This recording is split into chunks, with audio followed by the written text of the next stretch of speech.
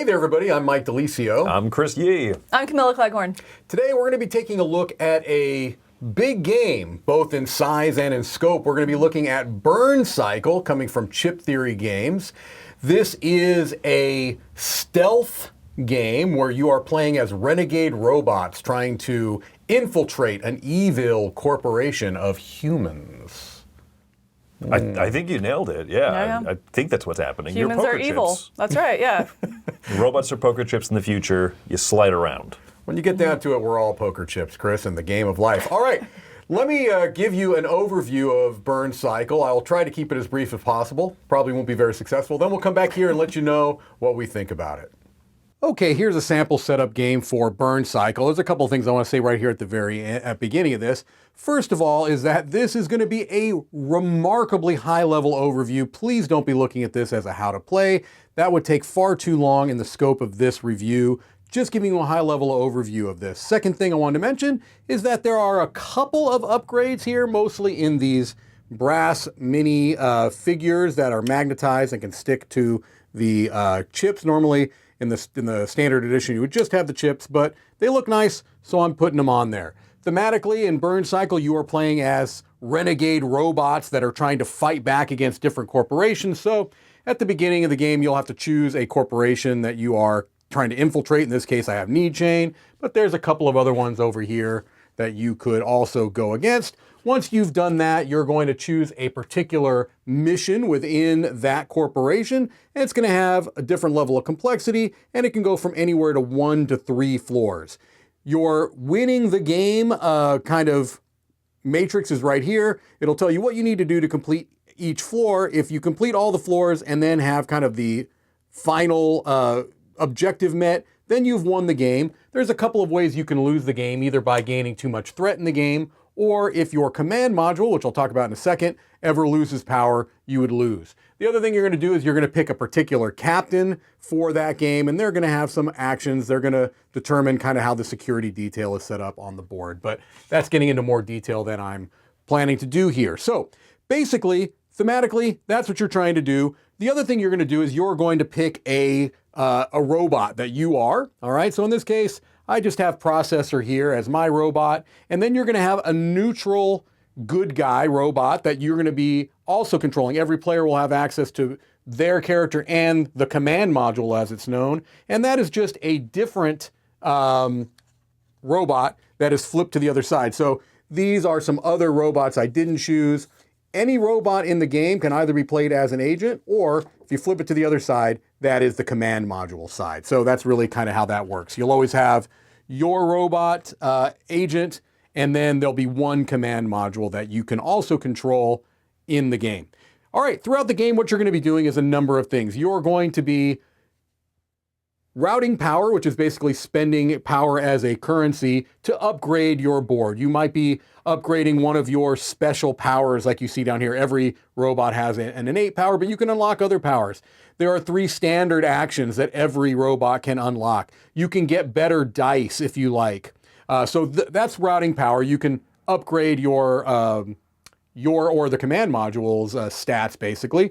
You're going to be building dice pools, taking actions, and then doing some network actions. So let me just go again into a high level of what's going to be happening. Throughout the game, you're going to be moving throughout this map, all right? And this map is going to be set up based upon whatever corporation you're against. You'd look at the floor plan book, and so hopefully if I did this right, that's the first floor of the need chain, should be represented there. So whatever your particular mission is telling you to do is what you're going to be doing. In this case, what I'm looking to do here is, oh, that's the wrong one. This is the one I want. I want to access a terminal to get through this first one. So I'm going to be moving, which is an action. I'm going to be unlocking doors, which is placing these, which is a different type of action. That's a utility action. And then eventually I'm going to be doing a terminal action because I need to access a terminal, which is one of these blue chips, to be able to be successful.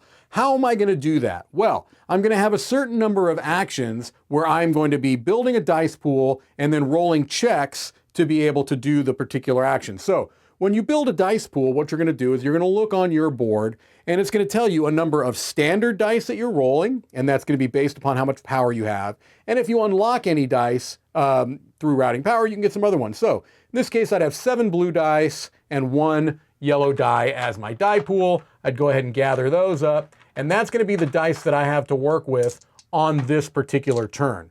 The number of turns that you have is going to be determined by the Burncycle board, which I can show you in a moment.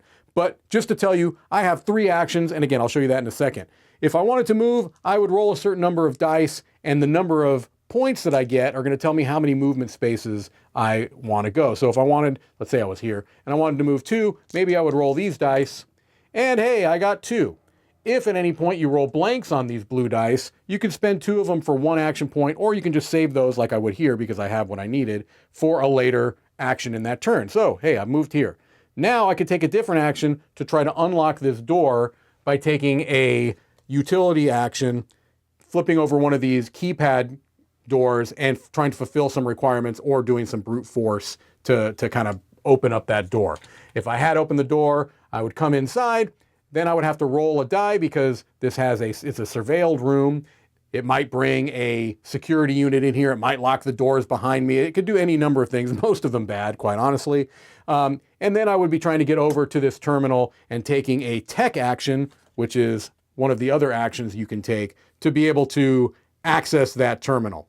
So each of these types of actions are denoted by a color. So the physical actions, which is moving and punching things, basically walls or other security units, that's a purple action. The blue actions are the utility action, which is opening the doors, and then the tech actions are network, cards, or terminals, and those related to green.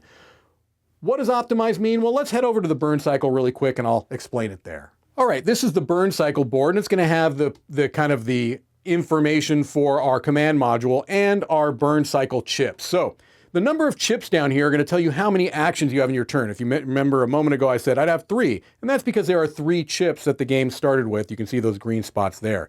If on an earlier turn you had routed power, you can open up 4 or even 5 actions, potential actions on your turn. As you take the action, you just move them down. These black chips are basic chips, which means that you can do any action you want, but it's not optimized.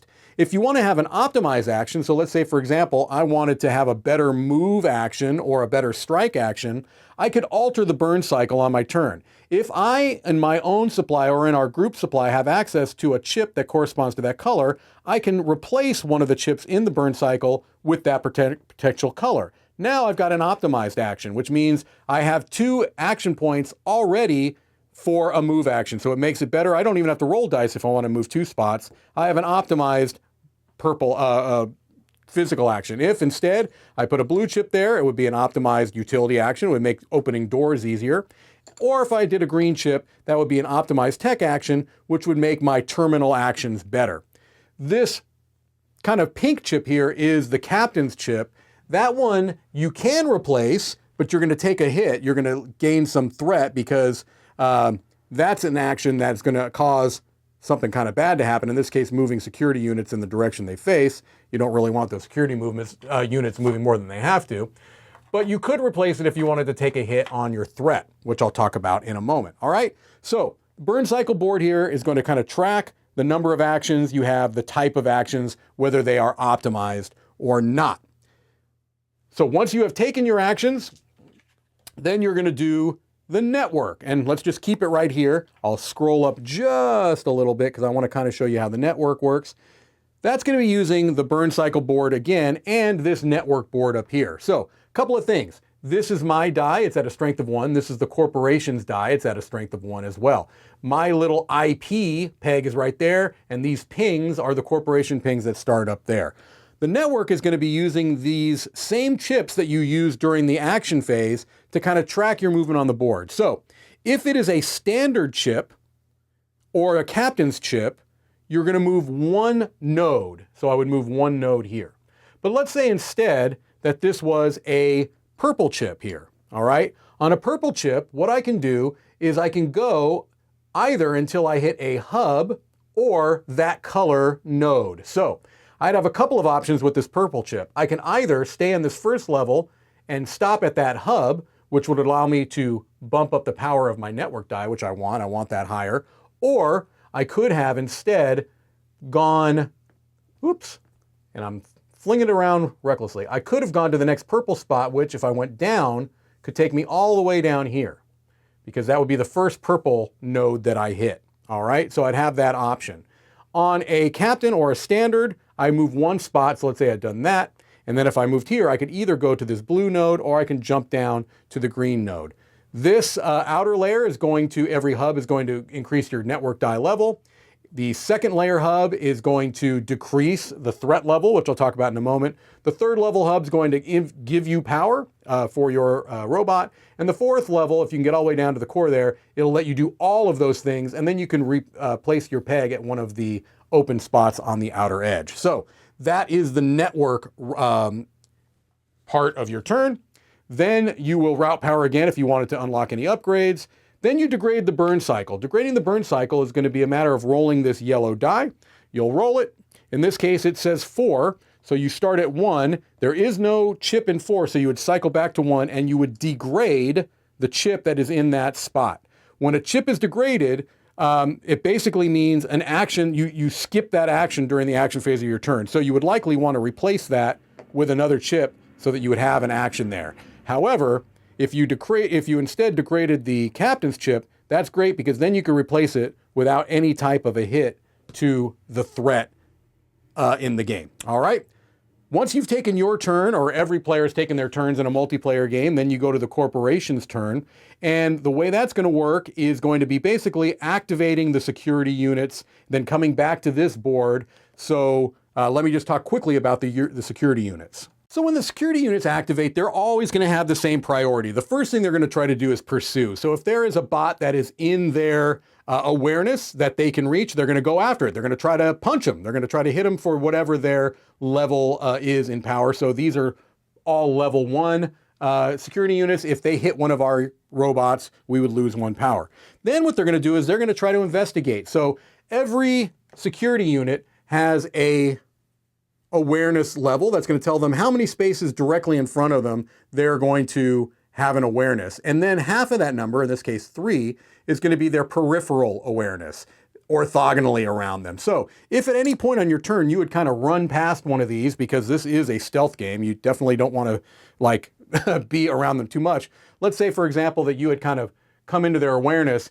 When you leave their zone of awareness, you're going to put your awareness chip. So that would be the next thing they do. If you're not directly in their awareness, they're going to investigate any chips that had come into their path throughout the game. And then if that doesn't happen, if you had not come anywhere around them, then they're going to do their standard patrol. And every unit has a particular type of patrol, whether it's going in a straight line till it hits the wall and coming back, or perhaps it is doing kind of an outer perimeter type of a thing. The bottom of the chip is going to tell you the type of patrol that it does. Although, if I didn't mention it before, units in rooms don't do a patrol on as normal unless it's something else says something different.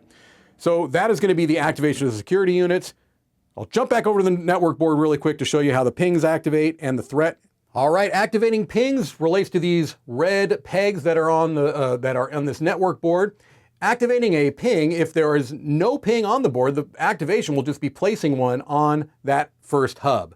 Then what you're going to do is you are going to roll the die a number of times according to the number of pings that are on hub. So in this case, you'd roll it once. This die is going to do a number of different things. It might increase threat and allow any pings that are on spots that can move out to move outward. It may increase the level of the network die. And you definitely want to be higher than them, because if your peg and their peg ever meet, the one that is the highest is going to kind of win and send the other one back to the beginning. So you always want to have a higher number than the network in the almost inevitable case that you are going to run into each other. You're both moving clockwise, both your IP pegs and the corporation's ping pegs, but they're moving inward, outward. You're moving generally outward, inward, although you can kind of bop back and forth along that. So that is going to be activating the pings. The next thing you're going to do is you're going to increase the threat, advance the threat as it says, and that's going to be based on player count. It's 1 per player, so in a single player game you would just advance it 1. But as you move down this threat board, you're going to see that as you reach certain levels, particular things are going to happen, none of them good. And the ones that are in red are kind of things that are going to persist. So level 1 doors are now going to be level 2 throughout the rest of the game. Different things for ping activations. The lowest level of the network die would be 3 in this case. So you go all the way down until, if you reach the end of it, that would be a mission failure. So generally speaking, the way you would fail a mission is if you get to the bottom of the threat level, or if your command module's power ever reaches 0, that would also be a loss condition. Otherwise, you are trying again to fulfill all of your objectives on the particular mission that you're, or operation that you're on. If you can do that before a loss condition, you win. Otherwise, you lose. All right, let's head back over and let you know what we think. Okay, so that is Burncycle in as brief of a fashion as I could pull off. In a very large nutshell. Yes. And we'll get into that, the scope of the game, in a moment. But if you don't mind, I wanted to start off first talking a bit about the components and the art direction and the usability and all those types of things, because Chip Theory is a publisher that is known almost for their components as much as for their games, right? They've got the neoprene mats, they've got the poker chips. This one goes even a step farther if you add those brass mag miniatures that I showed in the overview, which you don't have to have them, but they're certainly nice. Do you think that the components in the game help the usability, distract from the usability, or are neutral to them? I have a couple of thoughts, but I want to hear what you guys think. Yeah, so I mean, definitely Chip Theory is known that they have a trademark kind of style. You know what I mean? Like, you know what you're getting there, whether you like it or you don't, you know what you're getting. I will say I was pretty intimidated. This is my first Chip Theory game, and I was pretty intimidated by it, just in everything it is. But I found that when I was doing the setup for it, there was one place specifically that I had a large role in the setup, and it was a lot easier than I anticipated. So I think it can be, looking at the components and stuff, it can be overwhelming just in the variety of the components, but then also in the seemingly intricate nature. You know, I mean, you have to build an entire floor, you know, out of neoprene, and that just seems very daunting. I found it not so, actually. I think the way they package those components, I mean, the card tray is, once you have it unpackaged and set up in your game, you take that card tray out, boom, that's done. It's always set up. And so I think, one, the way they packaged it in the box, but as well as the usability of the rule book is very natural as well. I think with it seemed very intimidating, and I was pleasantly surprised in the setup how those components kind of came together in a really, I think, usable way. I like the poker chips a lot because I'm one of those people probably saying, why is Chris even in this review? He hates miniature games, all that. I really like not having the brass mags. They're cool. They're super cool, add-on additional stuff. But I like the poker chips. I like the fact that the enemies, all the information's right there on the chip. I don't have to set up an enemy figure and now reference the sideboard that explains, okay, go through and find all of the enemies that are going to explain how the 5 different bad guys behave on this one map. It's there on the chip. That's a major net positive for this form factor because, the form factor is a bit luxurious, maybe more so than it need be, but it also serves a purpose. You pull out these dice trays from the box, and your dice are set up for the game. Your all of your different types of chips, your interaction tokens, your action tokens for the burn cycle, all those things are set up from the get-go. And so I think that it kind of, it warrants this nice of a production because it facilitates getting into the game. You set up a few rooms, you're not setting up 400 tiles in a major big stack. So I overall think very positively actually of it. You both kind of hit my main point, so I'm not going to belabor it. I agree. I think that in this case, the setup is much less daunting than I expected for a game of this scale and scope, and I think it's largely due to those smart decisions they made in the production, having the dedicated card tray, those dice. Once you get the chips and dice kind of set up as they tell you in the book how to do it, it's a very, very clean setup and tear down. The other thing I really wanted to kind of touch on is that I said at the very outset of this that this is a stealth-based game. How well do you feel like the mechanisms in the game reinforce? Does it feel like a stealth game to you? Oh, stealth is an interesting word. I think to me it does feel like a stealth game, but where I feel like it kind of goes off track of that, and I think in a positive way, in the decisions where you use that stealth against the AI. Right. You know, I guess it's not the AI, it's the corporations.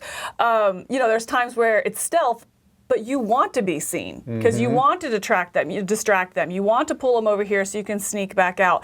And so it is a stealth game, but it's not a stealth, and if you're seen, you lose. Right. You know, it's that you can really harness that, I think, for some interesting gameplay and to kind of swing the gameplay in your direction. I think that also comes through on some of the characters and their different character abilities, and this is something we can talk about later, but the asymmetry of your individual, I think they hit such a sweet spot on that, of it being asymmetric and you feeling like your power kind of breaks the game, but yet it's also not overpowered, it's still a good challenge, you know, and also easy to pick up. You know, it's like it just kind of tweaks the game more than actually completely breaks it or makes it where you have to learn a complete new character, such as like Too Many Bones, for example, which admittedly I haven't played. I'm just going off other people's. Based off reputation. Right, exactly. And so, yeah, so it being a stealth game, I think that, and there was one character I played specifically where they weren't seen at all, you know, and so they were stealth the entire time, and that was really cool. But then comparing to another character where I did have to take that into consideration, I really thought it was interesting. That Last game I played, Crash. Like I literally could just break through a wall. Game, right. Hi, I'm here. Right. Stealth what? Yeah. Right. So it's like calling it a stealth game. Yes, I see where we get that, but I also think being unstealthy is also a very integral part of the game as well, and part of your gameplay. I think I think overall I would call it that kind of a game because it is not a fighty punchy. It's not run up to the bad guy and punch him until he falls apart. Not what I got from the cover. Yes. You know, not my expectation going into it. When it was first shown to me, I was like, oh, I see what's going on. Very strategic on movement, hiding, finding the right locations, finding the right paths and stuff. And I think that's more fun for that. Yeah, I guess where the stealth element comes through for me, because that was the thing I was most excited about once I realized that it wasn't a game of Tron, which is what I thought it would be when I first heard about this years ago, is this idea of anxiety and nerves anytime I'm going into a room or anytime I'm turning. It's like, I really felt like I had to be very thoughtful and judicious about what I'm doing, because it's like, all right, I know I've got to go in here, but I know that there's the unknown. There are certain things you can see, and there are certain things that you just can't necessarily account for. And to me, that's where kind of this stealth element comes along. And also what you mentioned is that sometimes you want to purposely be noticed so that you can distract them and get them into this other area so you can go for your ultimate goal. So this feeling of the unknown, this feeling of what might happen, I think is reinforces the stealth element of the game, and the fact that you're usually, not always, disincentivized from directly attacking a guard or something along those. Sometimes you have to, but yeah. And I think counter to that, though, you know, you talk about that randomness, and, you know, especially like if you open a door or something like that, that randomness that comes out and you don't know what's going to come there. Counter to that is the guards and the big baddie, I forget what they're called, but the captains. Yeah. They're robots. They have planned programming. You know what I mean? So it's like, yes, there is that randomness of movement, and you might get caught at some point, and so making sure you're set up just in case something happens. The actual like structure of it is this kind of guy always goes this direction unless he sees somebody, and always this amount, so you can map it out. Yeah. You know, and so I think there is a good balance of that as well, of you're not completely caught off guard with every movement phase. You can see and know what's going to happen, but there's certain things you might do that trigger that randomness where you're like, I got caught and didn't mean to. That was a really bad timing to get caught, you know, kind of thing. It's a balance, I think, of those two.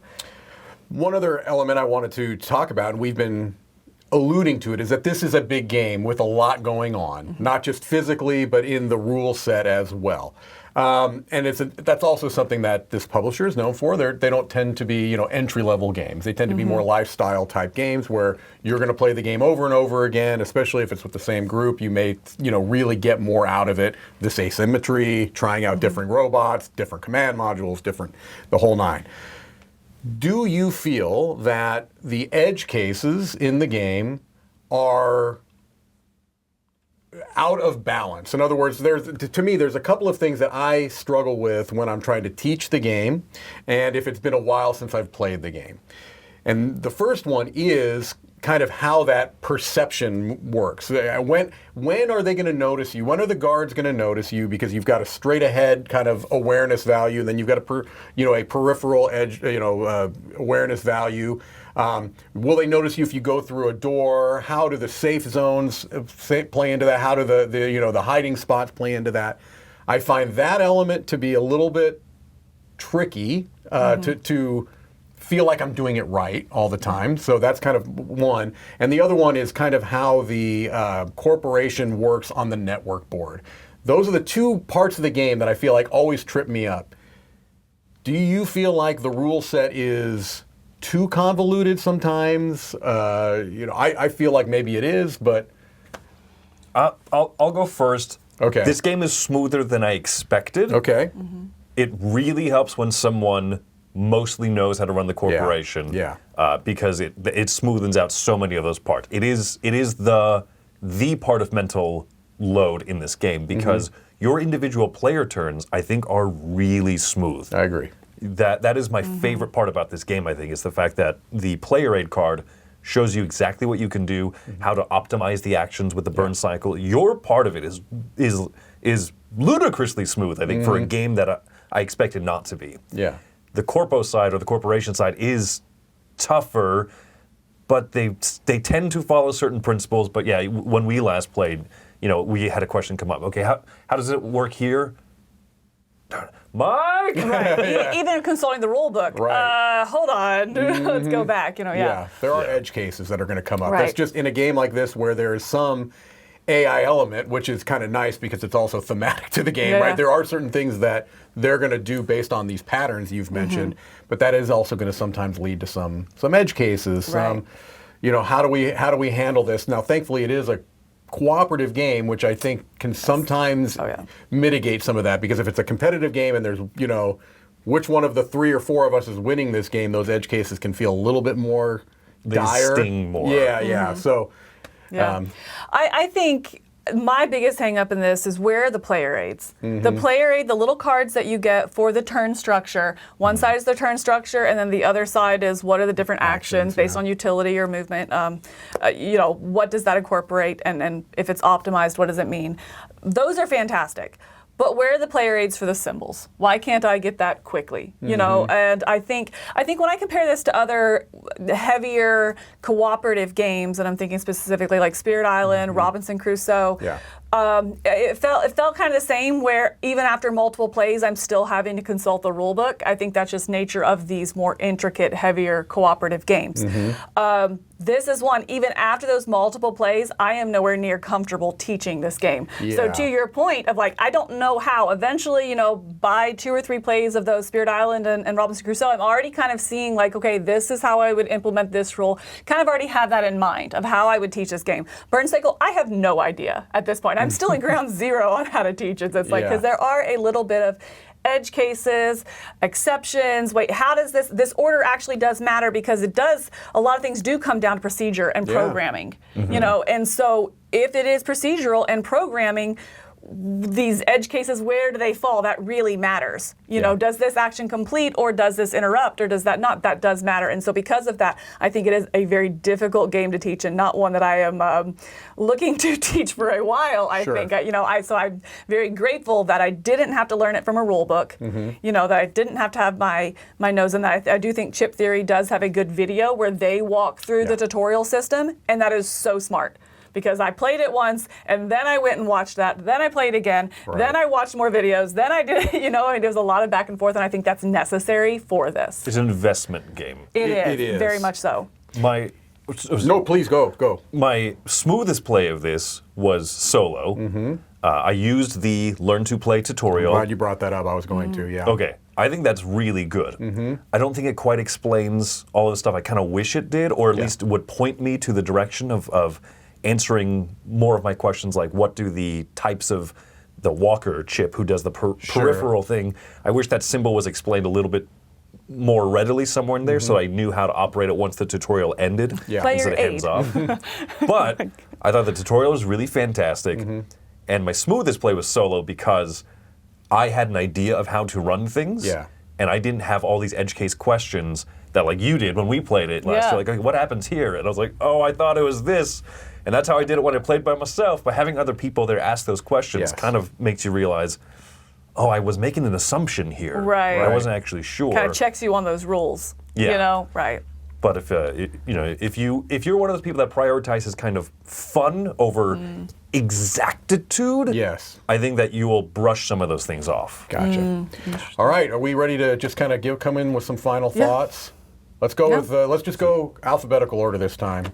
Is that me? That's well, you. then Chris with the C, because I'll go by Milla.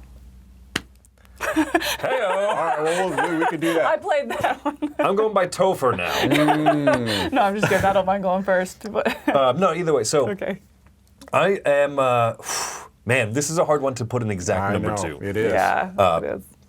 I might come in kind of high, but I'm coming in at an 8. Okay. I have a lot of fun with this. The one thing that we haven't really talked about yet, and this kind of is going to encapsulate my final thoughts, the smoothness of your own player turn tied in with that network board. We haven't really talked about running the pings and the IPs and stuff. Cyberpunk is not my theme. I really hate this terminology.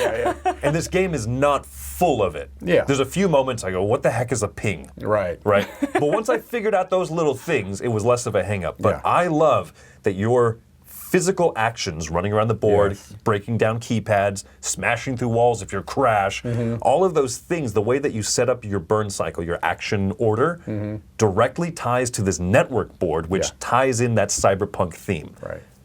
I've never been accused of being an overly thematic gamer, and especially out of the three of us. Sure. But I love that. That to me is more thematic, having this digital tie-in on the sideboard. That, by the way, is a really fun mechanism that helps you balance so much of what's happening on the physical board, managing threat, upping your levels, your energy, and your power so you can get more upgrades and stuff. I love that little circular network board. And the fact that those two are tied in and tied together really smoothly make this a mechanically great game. A few little questions and edge cases, maybe more than I would wish, which is why it comes in an 8. Yeah. I can comfortably recommend it. But man, talk about a game having theme that comes to life through its mechanisms rather than reading blocks and blocks of story. This is how I want it. Yeah. So Burncycle is an 8 for me. That's good. You say you came in kind of low, right? No, Or, kinda sorry, high. kind of high. I'm sorry, Maybe kind of a little high. bit higher than And people I think think. I'm going to come in kind of low on this game, and I'm coming in at an 8.5. And I say that's kind of low because I really want to go up to that 9, and I think I'm going to get there, but I'm not there right now. I think this is a game that every play has gotten better and better, and I don't think I've capped out on that number yet. Yeah. So to me, I'm like at 8.5, and but it crushes, like that feels low of how much I actually want to play this game. You know, I'm not quite there yet. Like I said, I need to be able to get the teach down. I need to be able to make sure that I understand those edge cases. What I really appreciate about this, I'm opposite of you, where I am a big themer, and I love this thematic integration of this, and I love cyberpunk. Why? I don't know. I'm terrible with technology. I don't know. I don't know why I know what a ping does. I don't know what it is in real life, but I know what it is in this game, in this theme.